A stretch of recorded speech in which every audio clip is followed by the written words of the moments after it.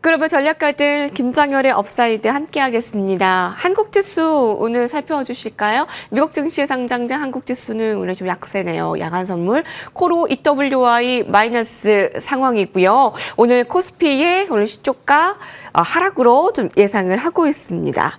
자, 그래도 여러 업종, 나스닥 S&P 500 신고가 속에서 어떠한 업종들을 좀 눈여겨보면 될 것인지, 그리고요, 오늘은요, 특별히 코스피가 3,200을 넘고 3,500을 위한 조건들 무엇이고 무엇이 선두로 갈 것인가 살펴보도록 하겠습니다. 유니스토리 자산운용 김장열 투자전략본부장께서 함께하시겠습니다. 안녕하십니까? 네, 안녕하십니까? 네.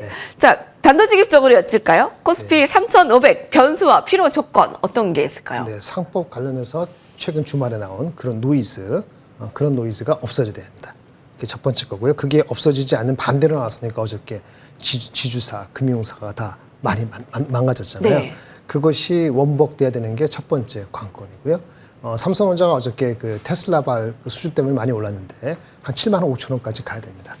두 가지고요. 세 번째, 관세 협상이 15% 가까이 돼야 되는 것이 필요합니다. 그래서 상법, 그다음 삼성전자 7만 5천 원, 그다음에 아까 관세에 일본하고 비슷한 15%. 세 박자가 다 맞춰진다면 당연히 3,500 가겠죠. 시간 문제라고 봅니다. 그렇지 않으면은 쉽지 않습니다. 상법 개정, 네. 관세 15% 가량 정도. 삼성전자 7만 5천. 네. 원. 자, 세 가지를 조금 구체적으로 좀 더 살펴볼까요? 일단 네네. 세 가지만 잘 충족이 된다면 3,500은 크게 문제가 될 것은 그렇죠. 없어 보이네요. 시간 문제입니다. 예, 시간 문제다. 근데 삼성이 테슬라와 역대 최대 23조 계약, 머스크 CEO는 계약이 더 커질 수도 있다라고 얘기했습니다. 이러면 삼성전자 7만 5천 원은 순식간에 가지 않겠습니까? 이제 믿기 나름이죠. 어저께 발표된 공식 금액을 8년 5개월, 8년 반치거든요. 그거를 환산해서 마진을 무려 한 30-40% 때렸을 경우에 삼성전자 바텀라인에 영향을 미치는 거는 약 3% 정도입니다. 근데 어저께 이미 그게 지금 그 규모가 거기를 끝이지 않고 두 배는 된다고 반영을 어저께 다 했어요. 그러니까 지금은 더 올라가려면 그 재료로 더 올라가려면 2배가 아니고 3배 이렇게 나야 됩니다. 그래서 어느 정도 반영이 됐다라고 보기 때문에 새로운 것이 필요합니다. 새로운 게 뭐가 있을까요? 그 삼성전자 사실 HBM. 아픈 손가락 파운드리 반전이 됐는데 여기다가 HBM. 예, 원래 파운드리가 삼성전자의 바텀라인 그 가치 있잖아요. 가치의 30% 40%를 차지하는 게 아닙니다. 10%에서 15% 차지하는 거기 때문에 그게 그 테슬라로 인해서 부스트업이 되더라도 그것만 가지고 10% 15% 올라갈 수 있는 거는 아닙니다. 네, 그렇게 말씀드릴게요. 엔비디아와 애플 등이 TSMC와 손을 잡으며 삼성전자의 위기감이 커졌는데 이번 수주로 반전 기회를 잡게 됐습니다. 자, 어느 정도의 반전 기회가 될 것인가? 여기다가 HBM까지 더불어 7만 5천 원의 여력 확인을 해봐야 되겠습니다. 네, SK하이닉스는요? 네, SK하이닉스는 어저께 그거랑 관계없는 거죠. 골드만삭스에서 나온, 지난주에 안 계실 때 얘기인데 골드만삭스에서 나온 오버서플라이에 대한 걱정이거든요. 공급 초과가 내년도에 일어난다면은 그런 하이닉스는 당분간 28만 원, 32만 원 요 사이가 최대 목표라고 볼 수 있겠고요. 예. 공급 초과인지 아닌지는 아무리 빨리 알아도 10월달, 11월 돼서 HBM4에 대한 삼성 하이닉스 마이크론의 퀄리피케이션 일정에 따라 갖고 전망이 바뀔 수도 있다고 보여지기 때문에 그때까지는 아마 사람들이 정중동으로 갈 가능성이 있습니다. SK하이닉스가 28만 원에서 32만 원 정도에 조금 더 갇혀 있고 삼성전자가 덜 올랐기 때문에 좀 키 맞추기로 삼성전자의 탄력이 당분간은 SK하이닉스보다 더 클 가능성이 높아 보이네요. 그렇게 보면 되겠습니까? 그게 이미 반영이 됐어요. 그게 이미 지금 테슬라. 반영이 되고 있고. 예. 자, 삼성전자, SK하이닉스 눈여겨보는 가운데 2차 전지까지 가고 있습니다. 특히 LG에너지솔루션이 하나증권에서 45만 원까지 목표 주가를 대폭 상향했습니다. 네네. 특히 그동안의 이 부진을 ESS 고성장이 상쇄시킬 수 있을까? 어떻게 보세요? 이게 서프라이즈한 거죠. 왜냐하면 지금 전기차에 들어가는 게 아니고 ESS는 신재생 에너지를 축적하는 데 쓰는 용도인데 이것이 사실은 작다기보다는 중국이 다 차지하고 있었거든요. 근데 중국에 대한 관세하면서 중국을 배제하기로 미국이 완전히 방침을 확실히 하면서 내년부터 이것이 의미가 있다고 보는 겁니다. 원래 LG 엔솔의 경우에 ESS 향의 매출 비중이 10%가 넘지를 않았어요. 근데 이것이 만 중국이 퇴출되는 식으로 수순으로 간다 그러면 미국의 조치로 인해서 뭐 20%, 30% 이렇게 될 수 있거든요. 그럼 상당히 의미가 있는 겁니다. 그래서 당초에 전반적으로 시장에서 봤던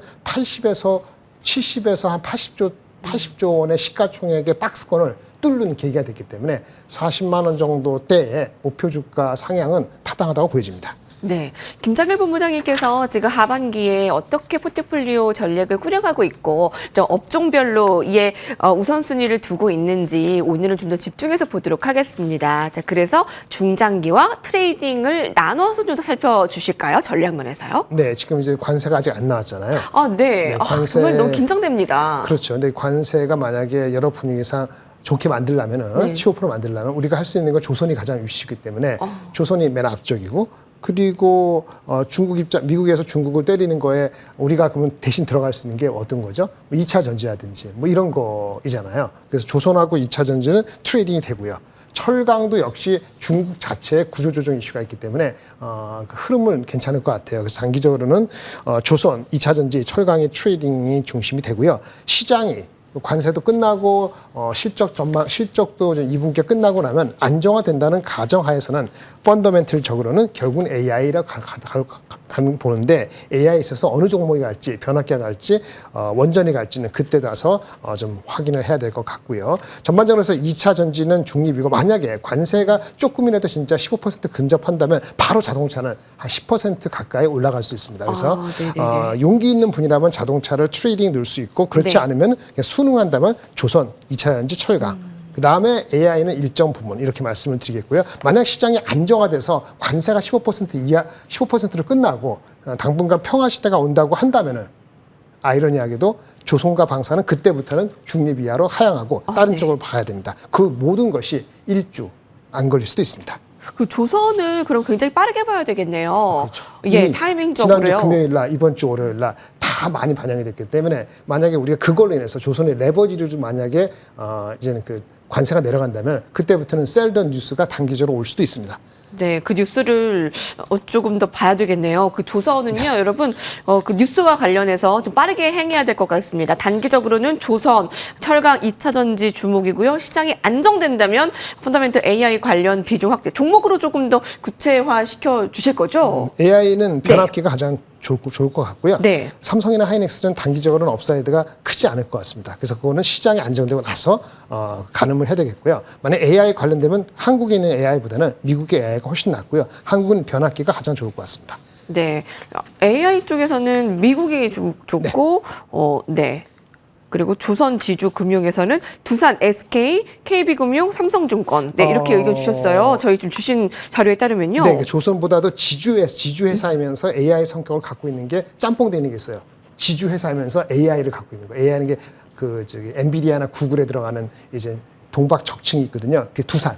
두산이 이제 지주지만 AI 성격을 갖고 있고요. 금융은 어제같이 이런 노이즈가 나오면 제외입니다. 이거는 제가 주말에 봤기 때문에 지금은 제외고요. 오해하지 마시고 정부의 그 안이 이제 상법 개정안이 원래대로 가지 않으면 금융주는 뺍니다. 금융주 뺄까요? 지금 현재는 그렇죠. 네네. 내일 아침이라도 다른 뉴스가 나오면 또 바뀌는 겁니다. 네. 그래서 AI는 그렇고 지주는 그렇고 조선은 아까 단기 프로에 말씀드렸으니까 조선은 여러 종목이 있으니까 알아서 하시기 바라고 원전 같은 것이 잠깐 쉬고 있는데 네. 원전 같은 경우는 8월, 9월 갈수록 수주 소식이 들릴 수가 있습니다. 그런 측면에서는 많이 알려져 있는 두산에너지 좋지만은 제가 보기에는 삼성 E&A 같은 것이 좀 더 유리해 보이는 위치에 있지 않나 싶습니다. 네. 그리고 두산은 AI이면서 지주 이쪽에 관심입니다. 자, 관세 관련해서 자동차 도전 정신 여러분 있으십니까? 예, 궁금합니다. 유니스토리 자산위원 김장열 투자전략 본부장께서 함께했습니다. 감사합니다. 감사합니다.